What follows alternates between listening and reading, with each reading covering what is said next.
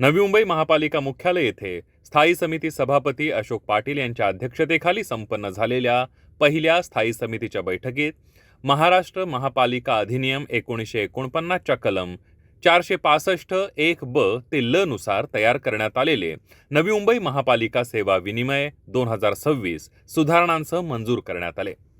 सभागृह नेते आणि स्थायी समिती सदस्य सागर नाईक यांनी हा प्रस्ताव स्थायी समितीसमोर मांडला होता। महानगरपालिका अधिनियमानुसार अशा प्रकारचे सेवा विनिमय करण्याचे अधिकार स्थायी समितीला आहेत। स्थायी समितीच्या या मंजुरीनंतर आता हा ठराव अंतिम मान्यतेसाठी महासभेसमोर सादर केला जाईल। महासभेने हिरवा कंदील दाखवल्यानंतर प्रशासकीय स्तरावर याची अंमलबजावणी सुरू होईल। आदरणीय सभागृह नेते सागरजी नाईक साहेबांच्या माध्यमातून या ठिकाणी जो विषय आलेला होता, महाराष्ट्र महानगरपालिका अधिनियम 1949चे कलम 465(1) ते ल अन्वये नवी मुंबई महानगरपालिका सेवा विनियम 2026 तयार करून मंजुरी घेण्याकरता सभागृह नेते साहेबांनी या ठिकाणी मांडलेला आहे।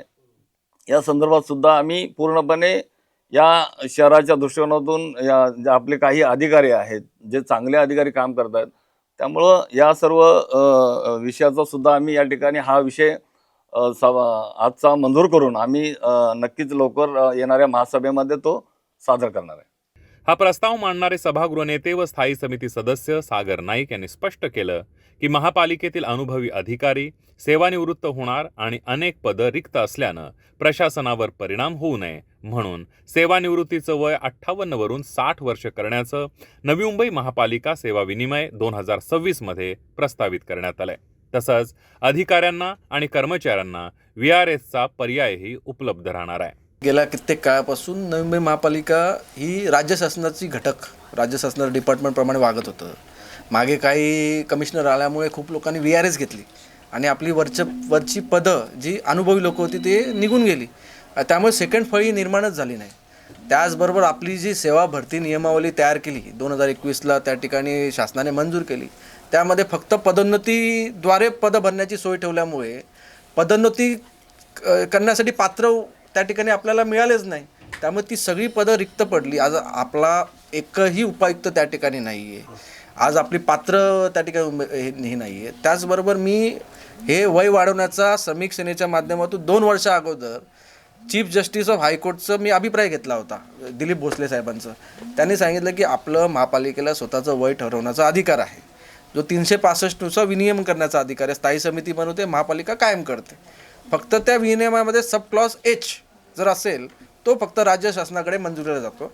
इतर सर्व बाबतीत महापालिका स्वतःचे निर्णय स्वतः घेऊन ते विनियम लागू करू शकते। यामध्ये आता आपले अनेक अनुभवी अधिकारी आहेत, ते रिटायर होणार आहेत, ती फळी देखील ती वॅकेट पोस्ट भरून होणार नाही आहे, त्यामुळे त्यांचा अनुभव या शहराच्या सेवेसाठी अतिशय गरजेचा आहे।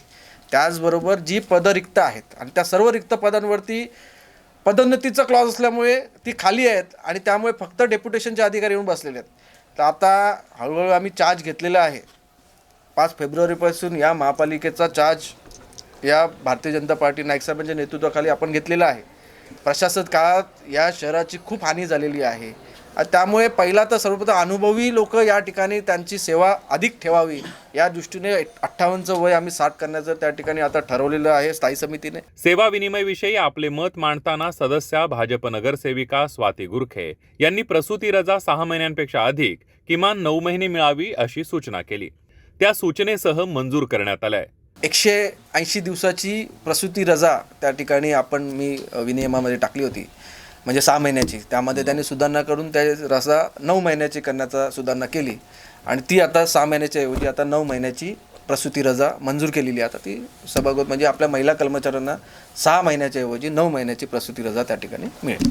तसंच यावेळेला सागर नाईक यांनी प्रसार माध्यमांना देखील माहिती दिली की ठोक मानधनावर काम करणाऱ्या कर्मचाऱ्यांना न्याय देण्यासाठी लवकरच एक विशेष प्रस्ताव आणला जाणार आहे आणि लवकरात लवकर कंत्राटी कामगार असो, इतर सर्व कामगार असो, सेवा भरती नियम असो, रिक्रुटमेंट रूल असो, नवी मुंबईच्या जनतेमधून प्राधान्याने रिक्रूट करण्याच्या बाबतीत, प्रकल्पग्रस्तांमधून भरती करण्याच्या बाबतीतले सर्व नियम आम्ही तयार करायला घेतलेले आहेत। लवकरात लवकर ते कलमाच्या अनुषंगाने महापालिकेत आणि स्थायी समितीपुढे येणाऱ्या ते ठेवण्यात येतील.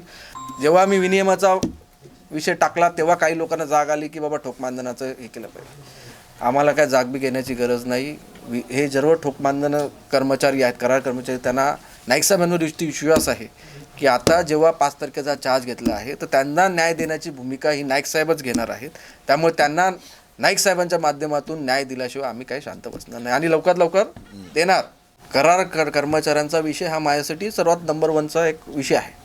पण टाईम बाउंड असल्यामुळे हा 60 वर्षाचा विषय मला आधी घ्यावा लागला. पण पुढील स्टँडिंग कमिटीमध्ये निश्चितच करार कर्मचाऱ्यांसाठी आनंदाची बातमी त्या ठिकाणी निश्चितच असेल असं मी तुम्हाला या अनुषंगाने सांगतो.